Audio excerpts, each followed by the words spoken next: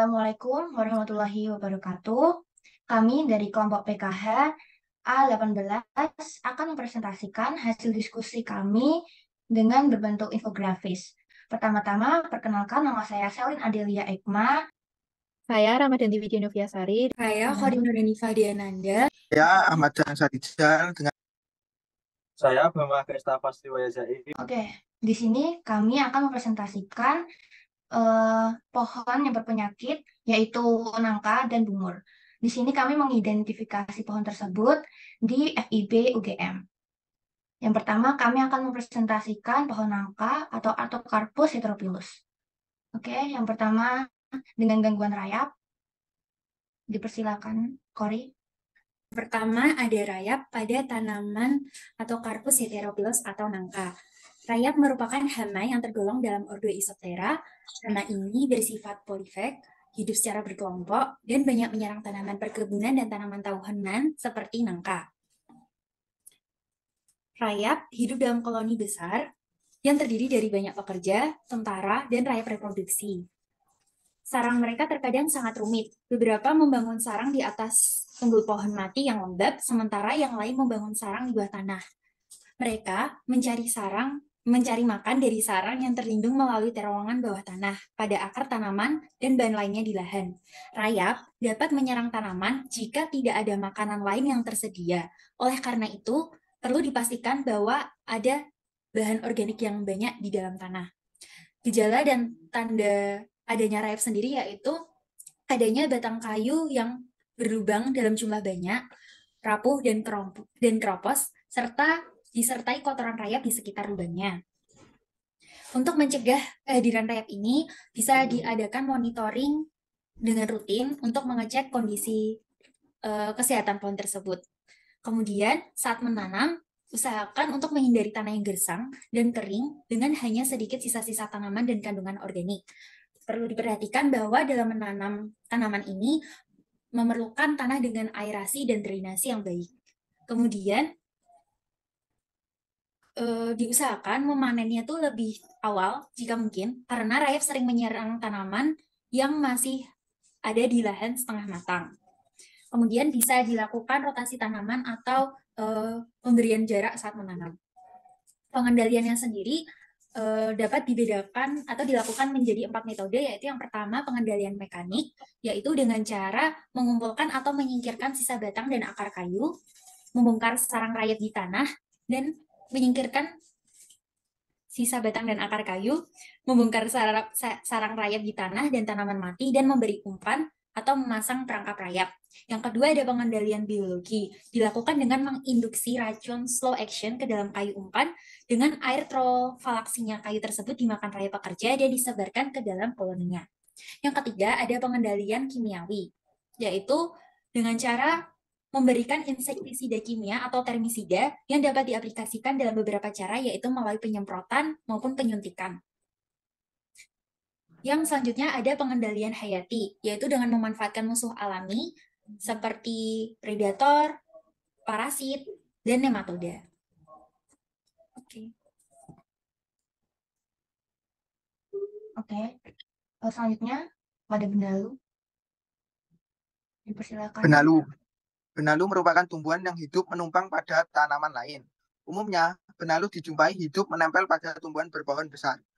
Tumbuhnya benalu dapat merugikan tumbuhan yang ditempelinya, karena benalu merampas makanan dari inangnya, sehingga unsur hara yang diperoleh akar dan akan dibawa ke seluruh bagian tumbuhan dan dikirim melalui batang tidak dapat tersampaikan, karena hanya berhenti pada batang, lalu kemudian dihisap oleh benalu tersebut.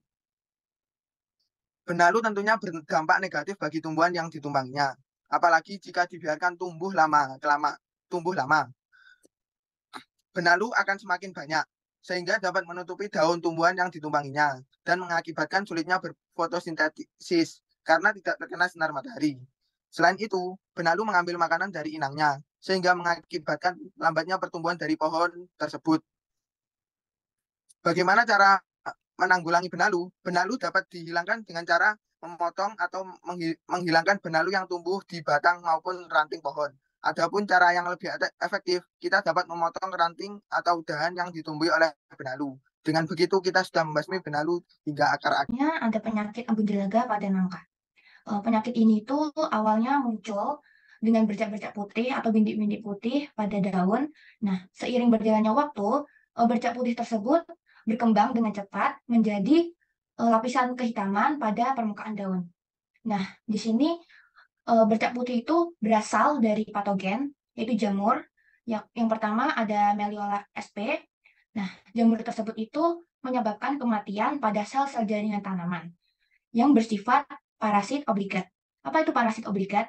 Parasit obligat ini jamur yang hidup hanya pada jaringan yang masih hidup pada tanaman. Seperti itu. Yang kedua ada jamur Capnodium sp. Capnodium sp ini dia menyebabkan menghambatnya pertumbuhan pada tanaman. Lalu oleh penyakit tersebut seperti itu. Lalu yang ketiga menyebabkan kematian pada sel-sel jaringan tanaman yang disebabkan oleh jamur Meliola sp tersebut. Nah, pengendalian sendiri dari penyakit embun jelaga itu yang pertama ada penjarangan. Nah, penjarangan ini dia dilakukan dengan pemangkasan sebagian daun yang terkena penyakit embun jelaga. Lalu yang kedua, mengurangi pupuk nitrogen. Karena pupuk nitrogen itu dia dapat menghambat kesuburan tanah dan dapat menghambat pertumbuhan tanaman. Karena dia berbahan kimia. Nah, bahan kimia itu tidak akan diserap oleh tanaman yang akan tertinggal dalam tanah. Nah, zat kimia itu dia itu akan mengikat molekul tanah. Nah, sebabnya itu dia bakalan membuat tanah tidak gembur lagi, kering dan padat dan keras. Serta itu akan membuat kesuburan tanah jadi terganggu. Lalu yang ketiga itu menggunakan fungisida. Fungisida itu dia dilakukan jika penyakit itu sudah parah. Kondisi itu pencegahan yang dilakukan itu yang pertama seperti jarak tanam yang bertujuan untuk seperti agar ada space, ruang untuk tanaman itu bertumbuh. Jadi tidak saling bersaing untuk mendapatkan unsur hara. Jadi mereka bisa mendapatkan sinar matahari juga dengan baik. Tidak ada persaingan antar satu sama lain di pohon tersebut. Seperti itu. Jadi yang kedua itu pemilihan bibit unggul. Yang ketiga itu ada monitoring. Monitoring itu kan dia pemantauan secara berkala terhadap pohon tersebut untuk melihat kondisi kesehatan, bagaimana keadaannya, seperti itu. Oke, sekian dari embun jelaga. Lalu dilanjut dengan tanaman bungur, akar batang. Pada kali ini gangguan biotik yang saya bahas adalah kanker batang. Kanker batang merupakan salah satu penyakit penyebab patogen yang menyerang tanaman. Pada pengamatan yang kami lakukan, patogen ini menyerang tanaman Lagerstomia speaisa. Patogen yang menyerang tanaman ini adalah jamur Phytophyta sp dan termasuk dalam nekrosis. Gejala yang ditunjukkan berupa menggelembungnya batang atau cabang dan berwarna lebih gelap. Pencegahan yang dapat dilakukan dengan cara monitoring, pengaturan jarak tanam, dan bibit unggul. Pengandalan dengan cara eradikasi fungisida dan mengupas kulit batang yang busuk. Sekian, dilanjutkan dengan benalu. Selanjutnya ada benalu. Nah, kerusakan tanaman ini disebabkan oleh Dendrotope petandra. Nah, ini tuh merupakan jenis benalu yang masuk dalam suku Lawrenceaceae. Nah, ini ditemukan di daerah hutan hujan atau di hutan yang terbuka, di perkebunan, di taman-taman kota, hingga di sekitar pemukiman penduduk. Penyebarannya terjadi melalui burung-burung pemakan bijinya. Terus kemampuan benalu ini tidak hanya menyerang jenis tumbuhan inang tertentu, melainkan dapat memarasit berbagai jenis tumbuhan inang, baik berupa semak atau pohon, selama beberapa tahun. Nah, Dendrotopetranda ini dapat hidup pada jenis-jenis tumbuhan yang beragam, serta rentang sebaran ekologis yang cukup luas. Nah, pencegahannya yang dapat dilakukan dengan cara pemangkasan, cabang atau ranting yang terserang benalu, serta membuat better zone atau area yang berisi tanaman evergreen yang rimbun. Tujuannya untuk melengkapi sifat negatif monokultur. Jadi seperti itu pada benalu pada bungur. Sekian dari presentasi kami tentang penyakit yang dialami oleh pohon nangka dan pohon bungur. Sekian, wassalamualaikum warahmatullahi wabarakatuh.